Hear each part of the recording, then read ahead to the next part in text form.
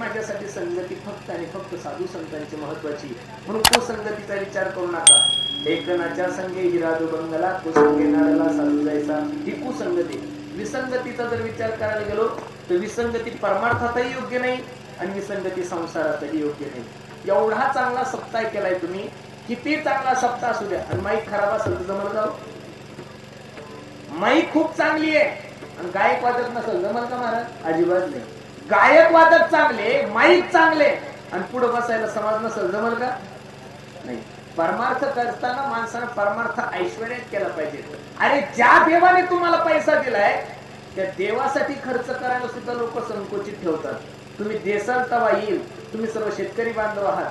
आपण आपल्या शेतातल्या विहिरीतला नेहमी 2 वर्ष झाले, 1 वर्ष झालं की गाळ काढतो. का काढतो बरं गाळ? आपण गाळ काढला की पाणी परत काय होतं? तुमचं धन शुद्ध होण्यासाठी, तुमच्या धनामुळे तुमची बुद्धी विपरीत होऊ नये यासाठी सप्ताह हा एक गाळच आहे महाराज. अन्नदान एक गाळच आहे. म्हणून आपण सप्त्यामध्ये कोणतीच कमी नाही ठेवली महाराज. जेवढा सुंदर मंडप, कर्ज झालं थोडं. लोक आपल्या पोरीच्या लग्नासाठी जर 2 तासासाठी 50-50 लाख खर्च करतात. आपण जर देवासाठी केलं तर महाराज देवानं दिलेलं आहे ना आपल्याला. आपल्या नावावर 1.5 गुंठ्याचा 7-12 सुद्धा नाहीये. मग त्यानं जर आपल्याला एवढं मोठं केलं, त्याच्या कृपेने जर आपण एवढं मोठं झालो तर त्याच्यासाठी खर्चायला अजिबात मनात संकोच ठेवू नका.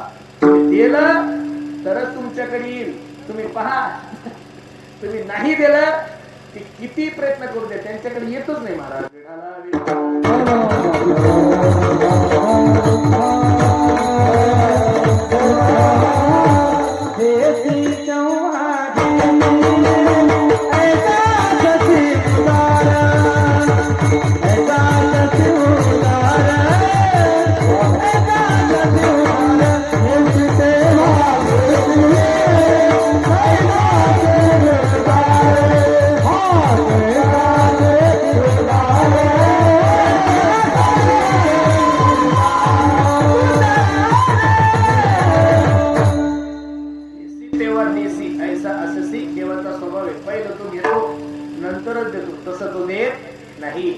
विसंगतीत परमार्थात नको. परमार्थ त्या ताला मोलाचा झाला पाहिजे, तोला मोलाचा झाला पाहिजे.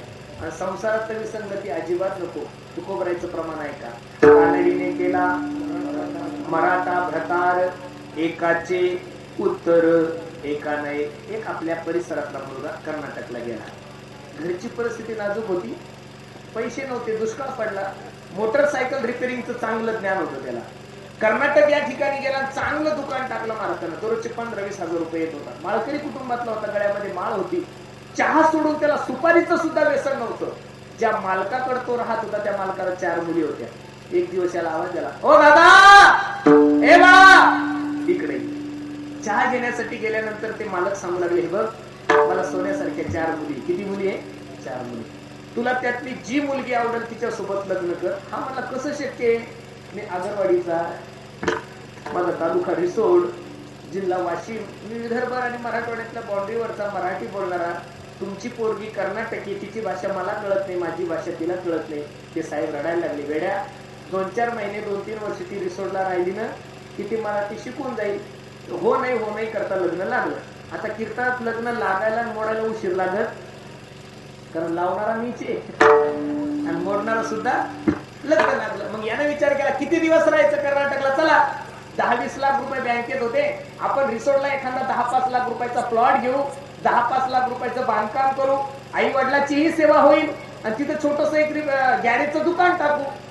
2 महिने कर्नाटकला राहिल्यानंतर यानं महाराष्ट्रात यायचं ठरवलं. रेल्वे स्टेशनला गेला, 2 तिकीट रिझर्व केले. ज्या दिवशी गाडी 2 जण स्टेशनवर गेले, गाडीत बसली, गाडी सुरू झाली. भारतात तुम्ही कोणत्याही राज्यात जा, यूपी मध्ये जा, मध्य प्रदेश मध्ये जा, हरियाणा मध्ये जा, राजस्थान मध्ये जा, गुजरात मध्ये जा, पंजाब मध्ये जा, कोणत्याही राज्यामध्ये जा, तिथे हिंदी लँग्वेज चालती. पण आंध्रा, तामिळ, कर्नाटक हे राज्य असे एक तर त्यांची लँग्वेज चालती किंवा इंग्लिश दुसरी लँग्वेज चालत. बरं ते अक्षर सुद्धा त्यांची ते जिलेबी सारखे कुरकुर अजिबात. लोक बी एवढे काळेटक, काला फक्त दातच पांढरे असतात, काहीच कळत नाही. नुसतं जिलेबी सारखे अक्षर. तुम्ही तिरुपतीला गेल्यानंतर तुम्हाला कळत, नुसता भात खातात. गाडी सुरू झाली.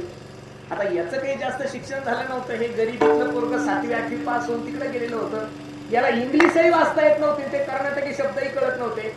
हा 50-100 किलोमीटर गाडी गेली, गाडी थांबल्यानंतर हा या मराठी भाषेत त्याच्या बायकोला सांगू लागला, ए अगं ऐकलंस का, अगं कोणतं स्टेशन आहे. आता तिलाही काही याची मराठी भाषा कळत नव्हती, त्याच्यामुळे ती तिच्या भाषेत त्याला म्हणली यनंत्री. तुम्ही काय म्हणता, याला वाटलं हे यनंत्री स्टेशन आहे, काय कळत नव्हतं. गाडी परत सुरू झाली, परत 100 किलोमीटर गाडी गेल्यानंतर हा परत तिला म्हणतो, का ग हे कोणतं स्टेशन आहे. ती परत म्हणली यनंत्री. काय म्हणता, याला वाटतं आपल्या तिकडे नाही का छोटी आगरवाडी मोठी आगरवाडी, तशी छोटी यनंत्री असू शकते. परत गाडी सुरू झाली, 100-200 किलोमीटर गेली, गाडी परत थांबली. परत तिला म्हणतो, अगं कोणतं स्टेशन आहे. तिला कळत नसल्यामुळे ती तिच्या भाषेत म्हणली यनंत्री. याला वाटलं खूप बुद्रुक आहे, पण तिसरी आगरवाडी तुम्ही काही अजून पाहिली. आणि आता हे पहिलंच विदर्भी कांदा खाऊ, वरती काहीच नव्हतं, नुसते बटाटेच होते. यानं बाही पाठीमागे केली, 2 कानाखाली मारले. कानाखाली मारल्यानंतर ती पोरगी रडायला लागली आणि रडता रडता याला म्हणले, सुन कोंडरी का मारताय तुम्ही मला. काय म्हणली ती तिच्या भाषेत, सुन कोंडरी का मारताय तुम्ही मला. मग हा तिला म्हणतो, तुला अगोदर सांगता येत नव्हतं सुन कोंडरी स्टेशन आहे म्हणून. विसंगती सांगतो मी तुम्हाला, काय विसंगती मी नाही सांगत. कानडीने केला मराठा भ्रतार. कानड्या स्त्रीने मराठा भ्रतार या शब्दाचा अर्थ आहे नवरा, आणि कानड्या स्त्रीने मराठा नवरा केला की त्याचा प्रॉब्लेम एकाचे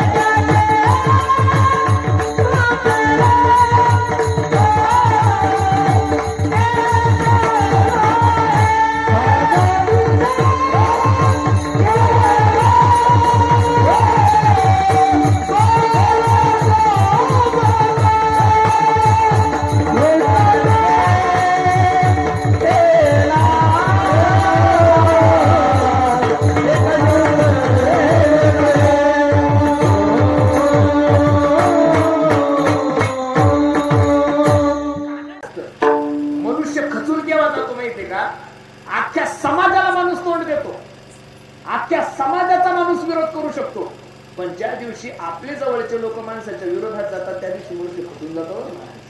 मी दररोज कीर्तनातून एक वाक्य सांगतो. एका गल्लीमध्ये 2 दुकानं होते, गाड्यावर लक्ष देऊन ऐका. एका गल्लीमध्ये 2 दुकानं होते. एक सोनाराचं दुकान होतं आणि एक लोखंडाचं दुकान होतं. सोना आणि लोखंड चांगले मित्र होते.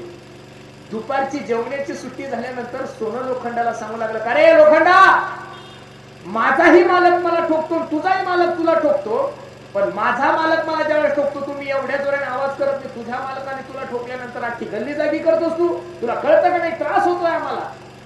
त्यावेळेस लोखंडाच्या डोळ्याला धडा लागल्या आणि लोखंड सोन्याला काय सांगतात, तुला लक्ष देऊन ऐका बरं. लोखंड सोन्याला सांगतो, सोन्या तू आहेस सोनं आणि तुला ठोकणारं लोखंड आहे म्हणून तुझा आवाज कमी.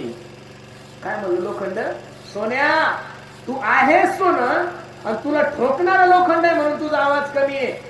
माझं नशीब एवढं खराब आहे, मी आहे सुद्धा लोखंड, मला ठोकणार सुद्धा लोखंड आहे म्हणून त्रास जास्त होतो.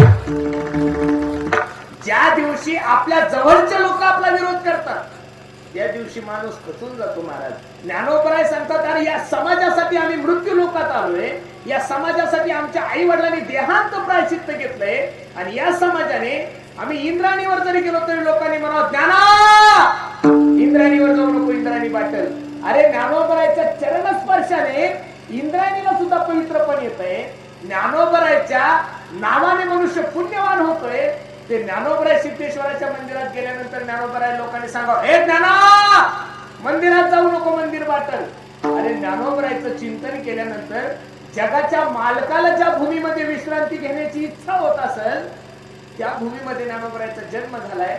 तरी एवढा त्रास सहन ज्ञानोबरायांनी केला, पण शेवटी त्रास जास्त झाला की मनुष्य चुकून जातो. महाराज मग ताटी लावली, मुक्ताईने उपदेश केला, संत तोची जागा जगी सर्वांचे अभंग पाठ आहे.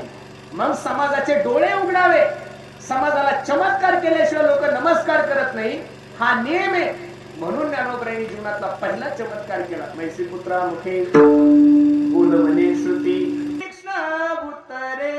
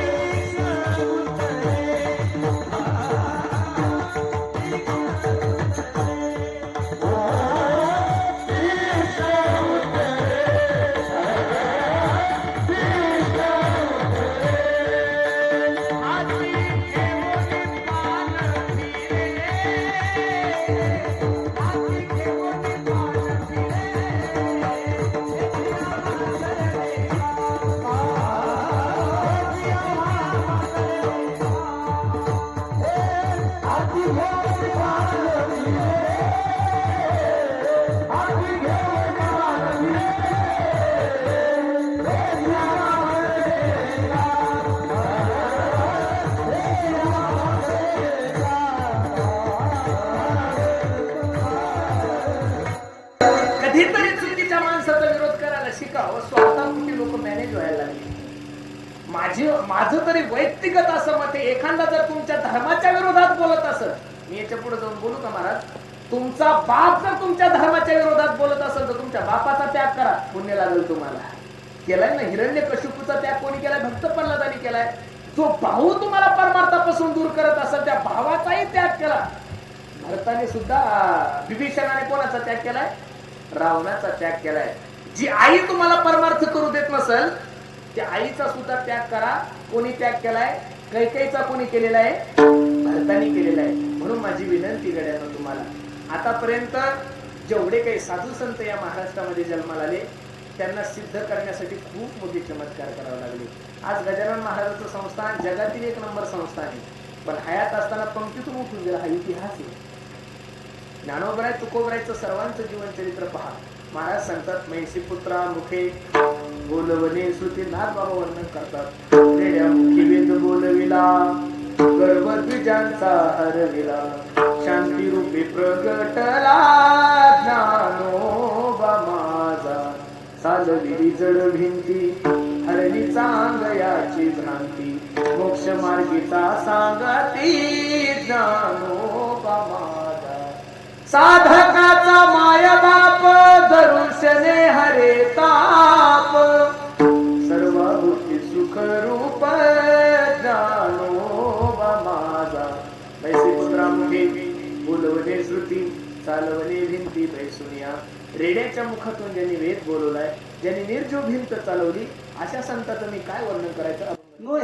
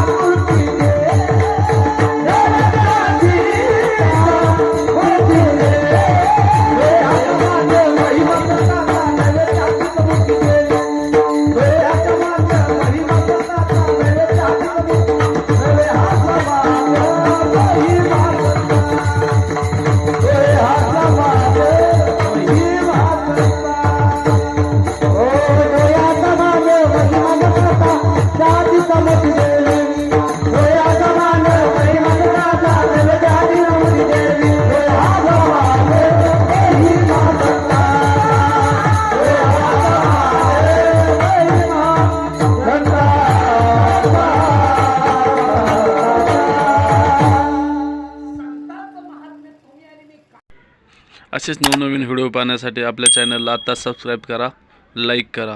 रामकृष्ण हरी मंडळी.